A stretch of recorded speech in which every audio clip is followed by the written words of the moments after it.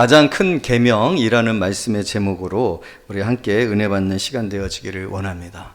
요즘 사람들이 모이면은요, 이 프로그램 얘기를 안 하면은 대화가 안 된대요. 흑백 요리사라는 그러한 그 넷플릭스 프로그램이 있는데, 50명의 그 현존 그 최고의 어떤 라이센스나 유명세를 걷고 있는 그 100세계 그런 요리사들과, 그 다음에 이제는 좀 이렇게 제야에 좀 유명하지는 않지만 그러나 뜨고 있는 그런 요리사 50명. 그래서 그분들을 이제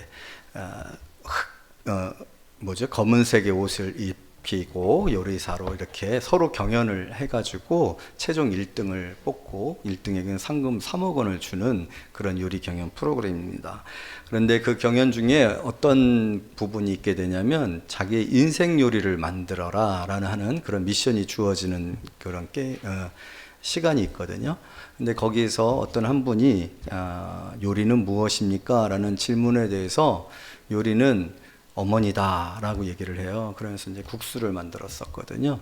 그래서 그렇게 되어진 이유는 이제 자기가 요리를 시작하게 된 것이 이제 국수를 요리하는 어머니 통해서 요리를 접하게 됐고, 또 어머니가 이제 몸이 안 좋아서 더 이상 가게를 운영하지 못하게 될 때 그 국수집을 자기가 맡아서 요리를 하면서 이것저것 만들다 여기까지 왔다라는 그런 얘기를 했어요. 그리고 또 어머니가 자기가 이렇게 오래도록 그 텔레비전에 나오는 거를 보면서 좋아하신다라는 거예요. 그래서 자기는 오래 남아야 된다고. 그래서 빨리 떨어지지 않고 계속해서 어떤 단계들을 이렇게 가야 어머니가 날 보고 좋아한다. 그런 얘기를 하는 것을 봤어요. 요리는 그래서 어머니다.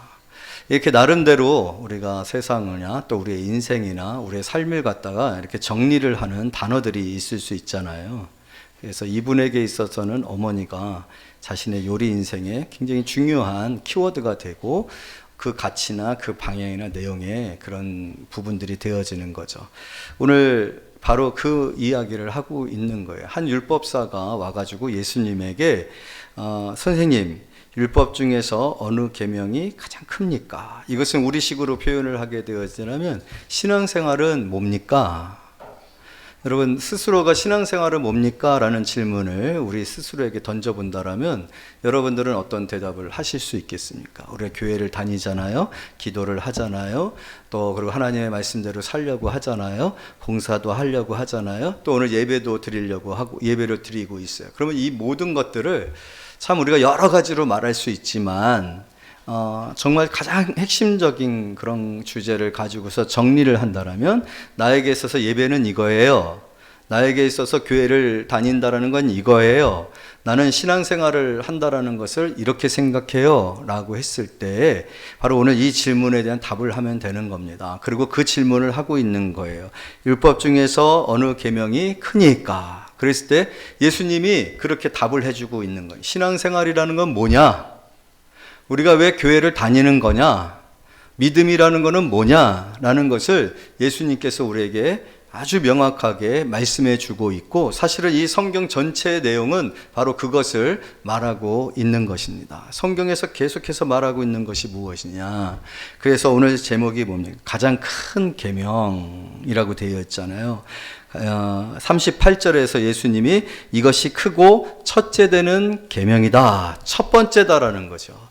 이거 없이 이거를 지나지 아니하고 이것을 첫째로 하지 아니하면 너의 신앙생활에 문제가 있는 거다. 너의 신앙생활의 목적에 문제가 있는 것이다.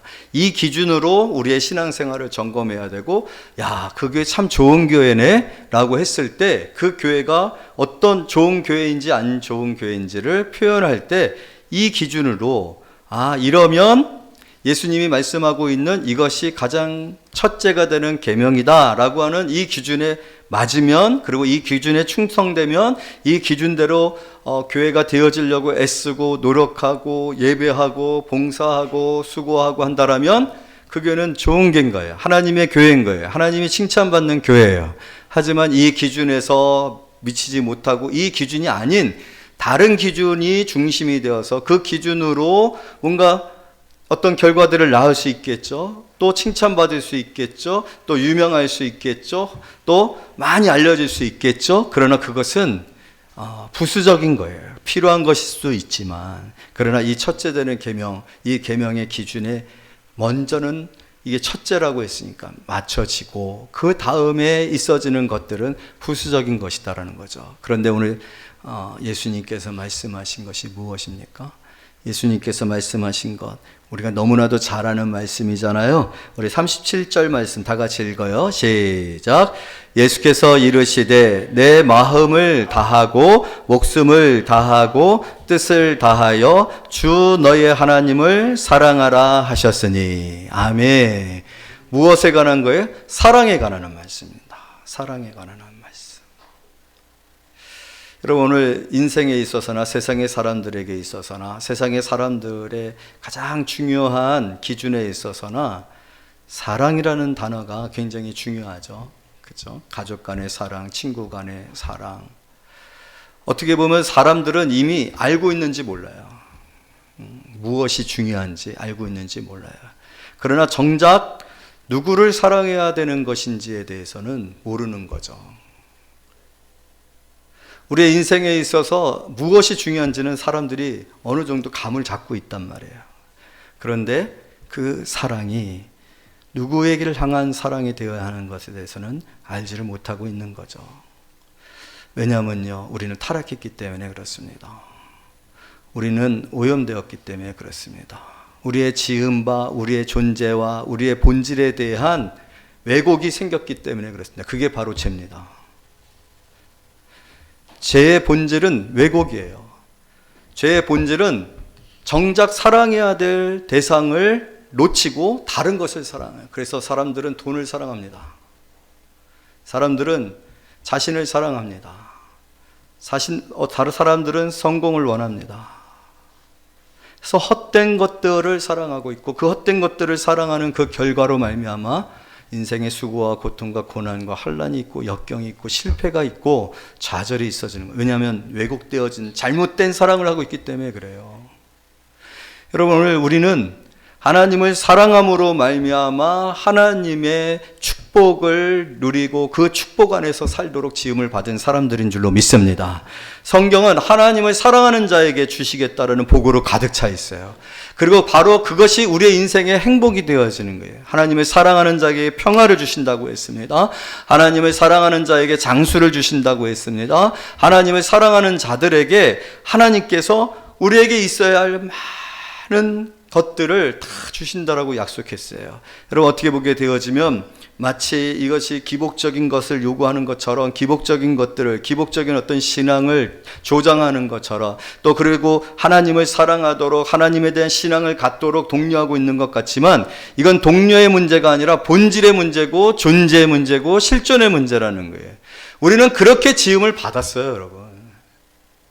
우리가 가장 행복할 수 있고 가장 축복된 인생을 살 수 있는 것은 하나님을 사랑함으로 말미암아 하나님께서 저와 여러분들에게 베푸시는 은혜 안에서, 자비 안에서, 긍휼 안에서, 보호하심 안에서, 지원과 후원 안에서 사는 것인 줄로 믿습니다. 이 성경책 모든 곳에서 그것을 지금 이야기하고 있어요. 그리고 성경의 처음의 시작은 바로 그 시작이 어떻게 되어졌는지를 말했어요. 하나님이 우리를 지으신 목적은 하나님께 영광을 돌리고 하나님을 사랑하도록,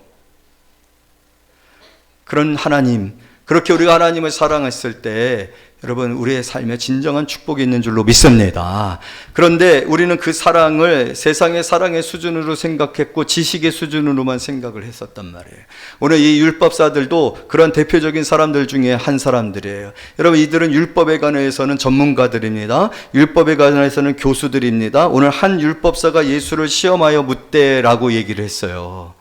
여러분, 지금 상황은 어떤 상황이냐면 예수님께 달란트를 가져가서 세금을 내야 합니까? 내지 말아야 합니까? 이건 정치적인 질문이고 시험이었어요. 그랬을 때 예수님은 가이사의 것은 가이사에게, 하나님의 것은 하나님께서 돌리라고 이야기를 했습니다.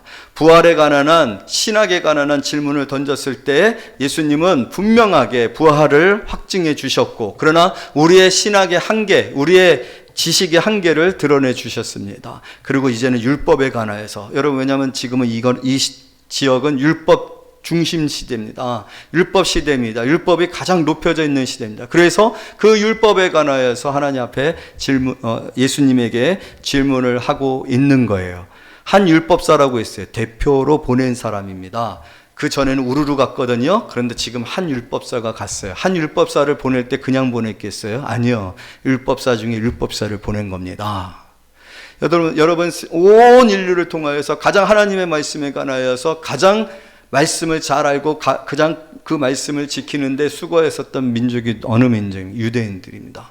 유대인들은요, 머리에 율법에 관한 핵심이 되어지는 말씀, 그것이 바로 신명기 6장 5절 말씀이고, 예수님이 지금 말씀하시는 말씀이에요. 하나님을 마음과 뜻과 정성을 다하여 섬겨라. 그 구절을요, 함에다가 넣어가지고 머리에다 붙이고 다녔어요. 그리고 또 손목에다가 이렇게 끈으로 감아가지고 맥박이 뛰는, 맥박 재는 데 있잖아요. 맥박이 뜨는 그 위치에다. 그래서 뭐예요? 율법을 뛰게 하는 거죠. 율법이 항상 살아있게 하는, 그러한 영적인 의미를 가지고 이마에도 율법책을, 그리고 손에도 율법책을, 그리고 집을 들어갈 때 문설주에 율법함이 있어요. 그 율법함에 들어있는 내용이 뭐냐면 신명기 6장 5절 주 너의 하나님을 사랑하라. 그러나 여러분, 우리는 바리새인들이 그 율법으로 얼마나 이스라엘 백성들에게 짐을 지어지고 또 하나님 앞에 너희는 위선자다, 형식주의자다 라고 하는 이야기를 들었습니까? 하나님을 사랑하라는 말씀을 제일 가까이에서 매일 그 말씀을 붙들고 매일 그 말씀을 가지고 살았었던 사람들이지만 진정으로 하나님을 사랑했었습니까? 하나님을 사랑하지 않았다는 거예요.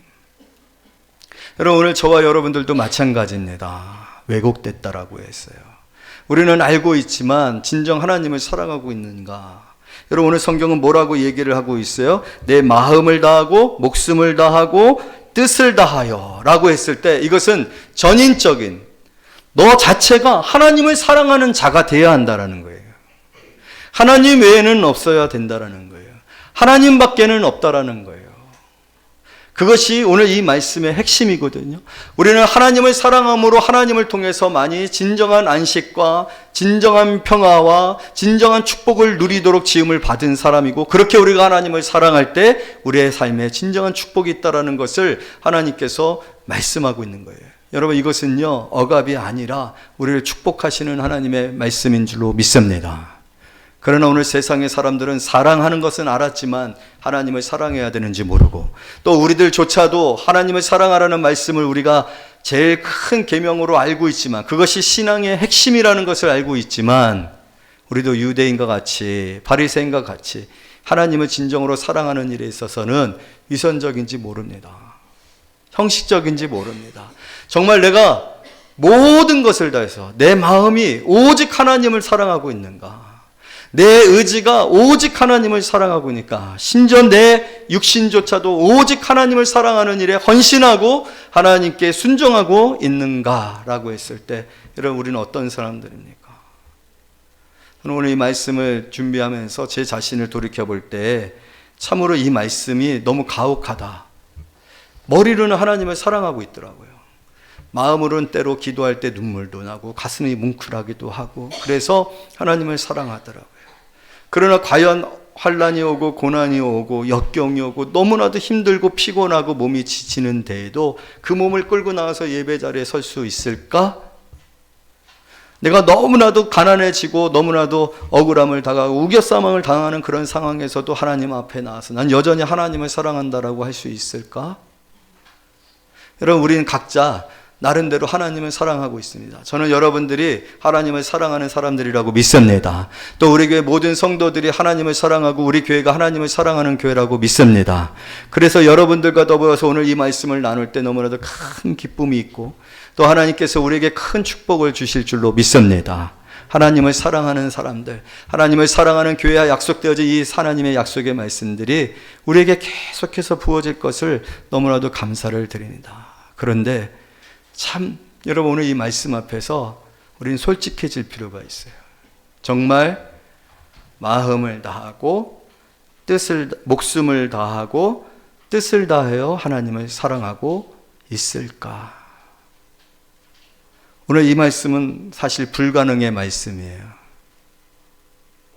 누가 이럴 수 있을까요? 누가 이런 사랑을 할 수 있을까요? 전인격적으로 존재론적으로 우리가 정말 내 존재 자체가 오직 하나님만을 사랑하는 사람인가? 여러분, 우리 옆에 분들을 보세요. 그분이 그분이실까요?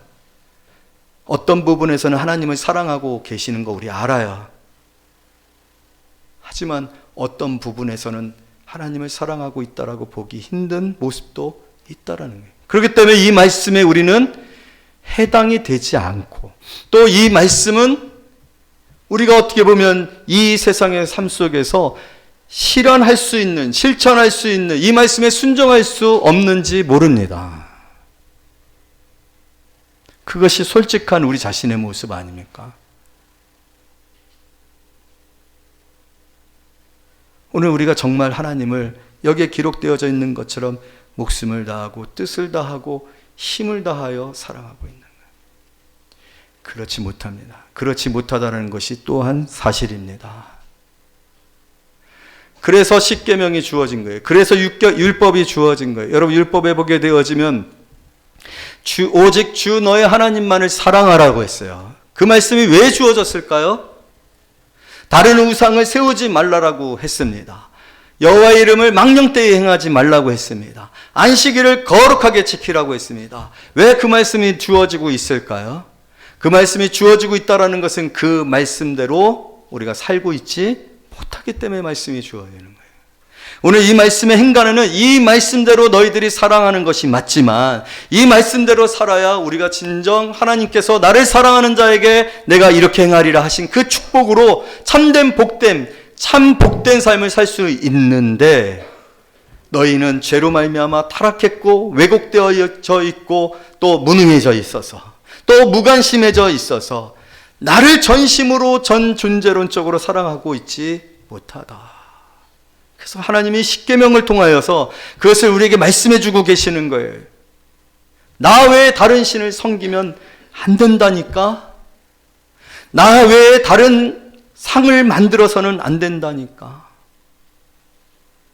그래서 오늘 우리는 이 말씀 앞에 사실은 실패하고 있고 무능합니다.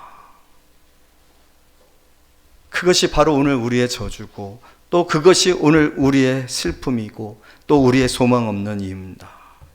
그런데 사랑하는 성도 여러분, 우리는 요한일서 4장 10절에서 어떤 말씀을 경험합니까? 우리 한번 말씀을 찾아봅니다. 요한일서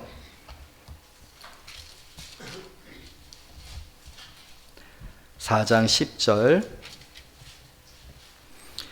굉장히 중요한 말씀이죠.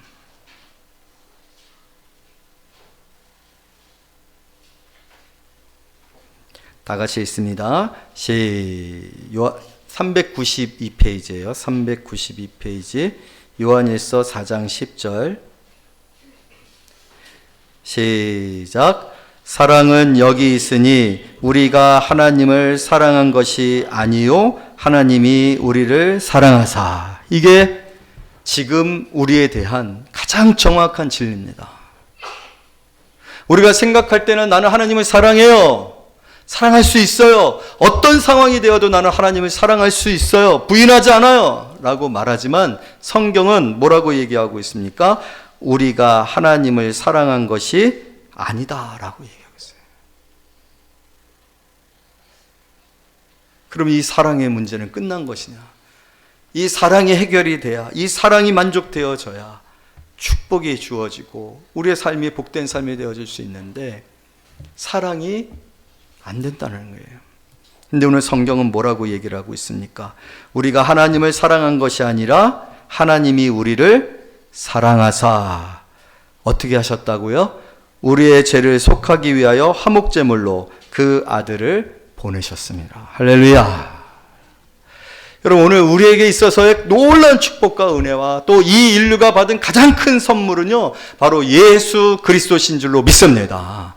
예수 그리스도를 우리에게 보내서 예수 그리스도를 십자가에 못 박게 하시사 그 예수 그리스도로 말미암아 우리가 하나님을 사랑할 수 없는 죄로 말미암아 왜곡된 이 사랑을 하나님께서 우리의 죄를 씻으심으로 말미암아 하나님을 사랑하는 자 되도록, 하나님의 사랑을 덧입도록, 하나님을 사랑할 수 있는 능력이 회복되어지도록, 그래서 하나님의 사랑하는 자 되도록 오늘 우리를 축복해 주셨는 줄로 믿습니다. 사랑이 시작되어진 거예요. 우리의 능력으로는 하나님을 마음과 뜻과 힘과 정성을 다하여 사랑할 수 없습니다. 우리에게 그런 능력이 없어요. 우리는 죄로 말미암아 그 능력을 잃어버렸어요. 그렇게 지음을 받았거든요. 옛날에는 하나님밖에는 없었어요. 에덴 동산에서 아담과 하와는 하나님밖에는 없었어요. 하나님 앞에 나아가는 것이 세상의 어떤 것보다도 가장 큰 기쁨이었어요. 그것이 또한 그들의 능력이었습니다. 그렇게 하나님을 사랑함으로 하나님이 주신 권위 아래서 모든 만물들은 다 아담과 하와에게 복종합니다. 이름 지어주세요라고 다 나옵니다. 아담이 넌 사자돼. 그러면 사자가 됐어요. 하나님이 사자라 라고 명할 때 사자가 된 게 아니라 아담이 그의 속성과 그의 능력과 그의 어떤 그 가능성과 그의 지으신 어떤 여러 가지들을 종합해서 너는 사자가 됐으면 좋겠어 하면 사자가 됐어요. 왜요?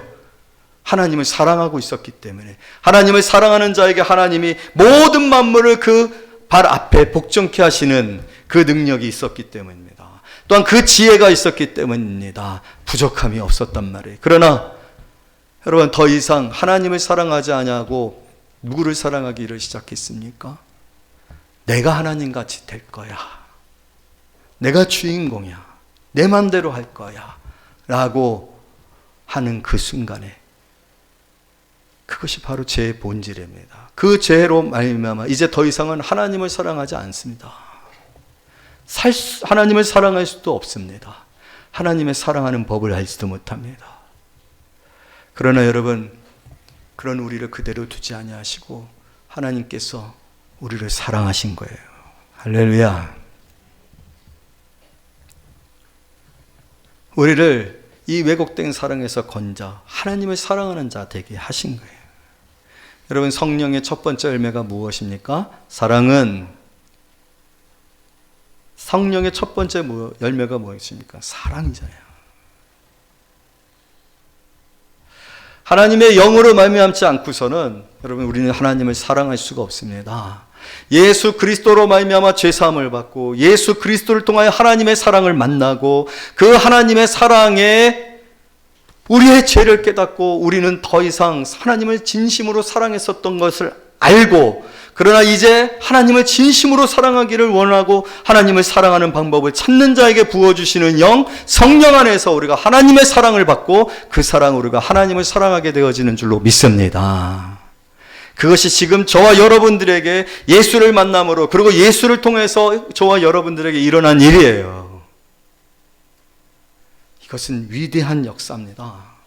내 인생에 이 세상에서 내가 경험해보지 못한 가장 놀라운 일이, 기적이 일어난 거예요. 하나님을 사랑하지 않았던 자, 내 존재로서 오직 하나님 외에는 없고 하나님 외에는 만족함이 없고 하나님이 기쁨이 되어지지 않았던 내 인생이 이제는 바뀌어진 거예요. 하나님 밖에는 없고 하나님이 기쁨이고 하나님을 향한 그 기쁨을 갈망하고, 그래서 여러분, 다윗이 뭐라고 얘기했으면, 내가 여호와의 집을 향한 이 마음이 나를 삼킨다.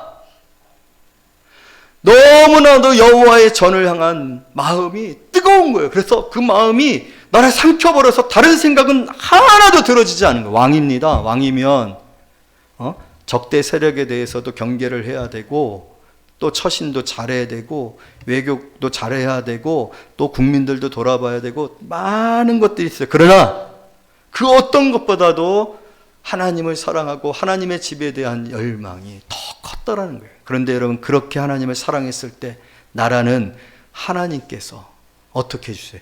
가장 강력하게 해주시고, 가장 강대하게 하시고, 가장 넓은 영토를 갖게 하시고, 할렐루야. 신기하죠? 우리는 이걸 깨달을 수가 없어요.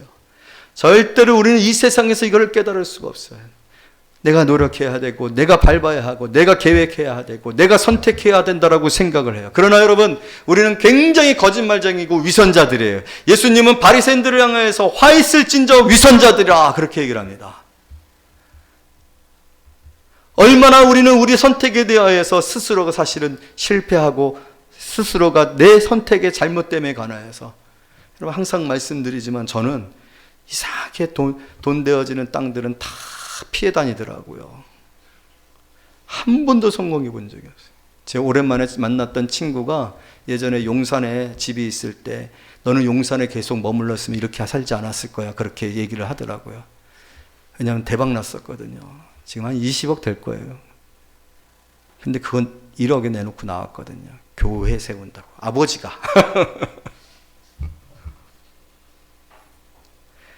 여러분, 오늘날 우리 세상의 사람들은요, 사실은 진실되지 않습니다. 거짓됩니다. 기만 가운데 있어요. 자신은 끊임없이 실수하고 잘못된 길을 가고 있지만 그거를 얼마나 포장하고 나는 잘 살고 있어, 난 괜찮은 사람이야 라고 얘기하고 있는지 몰라요. 여러분, 우리는 우리 자신의 행복에 대해서 확신할 수 없습니다. 하나님이 우리를 사랑하시고 하나님을 사랑하는 자에게 주시는 그 축복으로 살 때만이 진정한 축복과 평안과 안식을 누리는 삶을 살 수 있는 줄로 믿습니다. 그렇게 조건적으로 되어진다는 의미가 아니라 그것이 하나님이 이 세상을 지으신 방식이에요. 창조의 원리예요. 그것이 창조의 법입니다. 우리는 하나님과 가까이 하고 하나님을 사랑하고 하나님의 사랑을 받을 때 진정한 삶을 살 수가 있어요. 하지만 여러분, 우리를 포기하지 않았던 하나님께서 우리를 사랑하사 하나님의 사랑이 여기 있다라고 했어요. 그 사랑이 예수 안에 있어요. 예수는 하나님께서 우리를 얼마나 사랑하시는지에 대한 증거라고 했어요. 그 증거가 되시는 예수 그리스도를 통해서 나를 이렇게 사랑해 주시는 하나님, 나의 무능과 실패와 나의 잘못된 그 선택에도 불구하고 우리를 포기하지 아니하시고 우리에게 예수 그리스도를 보내주시고 그 예수 그리스도를 통하여 하나님의 사랑을 덧입어 우리가 하나님을 사랑하는 자 되도록 우리를 이끄시는 그 하나님의 사랑으로 우리가 이 자리에서 하나님의 축복을 누릴 수 있게 되어진 것. 여러분, 오늘 그 사실로, 그 사실 앞에서 이제는 목숨을 다하고 뜻을 다하고 마음을 다하여 주 너의 하나님을 사랑하라 하신 이 말씀으로 사는 그런 성도님들이 되어지기를 원합니다. 우리에게 능력이 생겼어요. 그래서 바울이 그랬거든요. 오호라, 나는 공고한조로다. 바울이 너무 괴로웠어요. 왜냐하면 선을 행하고자 하는 마음이 있는데, 왜냐하면 예수를 만났잖아요. 우리하고 똑같아요. 우리도 선하게 살고 싶고 남을 미워하지 않고 싶고 비난하지 않고 싶고 내가 욕심부리기보다는 희생하고 섬기고 싶지만 내가 힘들고 귀찮은 일이 생겨지면 우리가 바로 달려가지 않고 주춤하게 되잖아요. 머뭇거리게 되잖아요. 선택에 있어서 갈등이 있게 되어지잖아요. 그것이 바울의 고백이고 우리 모두의 고백이지 않습니까? 오호라, 나는 궁고한 자로다. 내가 선을 행하고자 하는 가운데 있지만 그렇게 하고 싶은 마음이 크지만 내가 안에 나쁜 마음, 게으른 마음, 죄가 있다라는 거예요. 그러나 그 말씀에는 어떤 메시지가 깔려 있습니까? 그럼에도 불구하고 나를 포기하지 아니하고 놓치지 아니하시고 그런다 할지라도 나를 결코 정죄하지 아니하시는 하나님, 그 하나님이 있어서 나는 여호와의 길을 가리라. 하나님께 다시 나와 하나님을 사랑하게 되리라. 다시 예배 자리에 있게 되리라. 할렐루야. 하나님을 사랑할 수 있는 능력이 생겼다라는 거예요. 여전히 연약하고 여전히 불완전하지만 그래도 우리는 하나님을 향하는 사람들이 되었다라는 거예요. 할렐루야. 그리고 끊임없이 우리를 도우시는 예수 그리스도, 우리에게 보내주신 예수 그리스도의 영이 우리를 하나님 앞에 나아가고 하나님을 사랑하는 자 되게 해주실 줄로 믿습니다. 그것이 바로 오늘 저와 여러분들에게 일어난 일입니다. 오늘 우리 안에서 역사하는 성령으로 말미암는 일입니다. 그러므로 여러분 포기하지 마세요. 하나님을 더 사랑하기를 노력하고 애쓰고 열망하는, 그리고 하나님 내 안에 정말 하나님을 향한 이 갈급함, 목마른 사슴이 시냇물을 찾아 헤매듯이 라고 한 것처럼 하나님 여기서 만족하지 않게 해주세요. 여러분 지금 은혜를 받고 있잖아요. 그러나 하나님을 사랑하는 자들은요 이 은혜에서 만족할 수가 없어요. 더 좋은 것을, 더 풍성한 것을. 그래서 바울이 그것을 기도하고 있잖아요. 너희 안에 더 깊고 풍성하고 넓고 큰 그 은혜를 체험하기를 내가 너희를 위해 간구한다. 여러분 그래서 우리의 신앙생활은 끝이 없습니다. 여기까지가 없습니다. 그래서 우리의 열정은 날마다 새롭고 아침마다 새로운 줄로 믿습니다. 오늘 이 예배가 그렇게 드려지고 있는 거예요. 오늘 우리가 이 예배가 지난주에 드렸던 예배, 지지난주에 드렸던 예배, 2023년도에 드렸던 예배고 하나도 같지 아니하고, 분명히 이 말씀은 알지만 이 말씀이 오늘 또 새롭게 들려지는 것은 바로 그렇게 하나님께서 내 안에 끊임없이 하나님을 사랑하는 마음과 뜻과 정성과 힘을 다하여 하나님을 온전히 사랑하게 하시는 그런 역사가 내 안에 충만하기 때문인 줄로 믿습니다. 그것이 복이기 때문에. 이 가장 큰 계명, 여러분 어렵지 않죠? 어렵지 않죠? 여러분 안에 하나님을 향한 예배의 소망과 또 하나님께서 우리에게 주신 귀한 직분, 어떻게 나한테 이런 직분을 주셨지 해서 그 직분을 감당하는 일들과 내게 교사를 맡겨주신 그 직분들을 감당함에 어떻게 하나님께서 나를 이런 직분을 주셨지, 내가 이 직분을 감당함으로 하나님을 사랑할 수 있게 된 게 감사해서 그 직분에 충성되어지는 일들이 생겨질 때, 여러분 오늘 이 말씀을 기억하세요. 내가 그 첫째 되는 이 가장 큰 계명을 지키고 있구나. 이 계명으로 살아갈 수 있도록 하나님께서 나를 축복해 주고 있고 성령을 부어주고 계시는구나. 할렐루야. 그 마음으로 하나님 앞에 더 나아가는 그런 성도님들이 되어지기를 원합니다. 그리고 짧게 마무리할게요. 둘째도 그와 같으니, 다 같이 읽어요. 시작. 둘째도 그와 같으니 내 이웃을 내 자신과 같이 사랑하라 하셨으니. 여러분 이것은요 결과론적인, 너무나도 자연스러운, 물이 위에서 아래로 흐른 것과 같은 영적인 법칙과도 같은 것인데, 우리가 하나님을 사랑하게 되어지면요, 하나님을 사랑하는 자는 내 계명을 지키느니라 라고 했어요. 그것은 너무나도 자연스러운 열매입니다. 우리가 하나님을 전심으로 마음과 목숨과 마음과 뜻을 다하여 사랑하게 되어지면, 우리의 존재 자체가 하나님을 사랑하는 일에 집중되어지고 그것 하나 얻게 되어지면, 놀라운 것은요, 내 이웃을 내 몸과 같이 사랑하게 되어지고 내 몸과 같이 사랑하라는 그 말씀을 지키게 되어진다는 거예요. 하나님께 받은 그 사랑의 내용을 우리가 확인하게 되어졌을 때 우리가 사랑하는 일을 아니할 수 없게 되어진다는 거예요. 여러분, 십계명의 나머지 말씀들은 어떤 말씀들입니까? 도둑질하지 말아라, 이웃의 집일 것을 탐내지 말아라, 간음하지 말아라, 거짓말하지 말아라. 여러분, 하나님을 사랑하는 사람들이, 하나님의 사랑을 받은 사람들이, 내 이웃을 내 몸과 같이 사랑하라 한 그 사랑을 아는 사람들이, 여러분, 사랑하는데 도둑질을 어떻게 해요? 어떻게 거짓말할 수 있겠어요? 어떻게 이웃의 것을 탐낼 수 있겠어요? 그것은 불가하게 되어지는 거예요. 결국 오늘날 이 세상에서 기독교가 개독교라는 소리를 듣게 되어지는 이유는 다른 이유가 아니라 교회가 하나님을 사랑하지 못하기 때문입니다. 하나님을 사랑하는 일이 회복되어지게 되어지면, 우리가 하나님의 사랑을 받게 되어지면 우리의 삶은 이웃을 내 몸과 같이 사랑하게 되어집니다.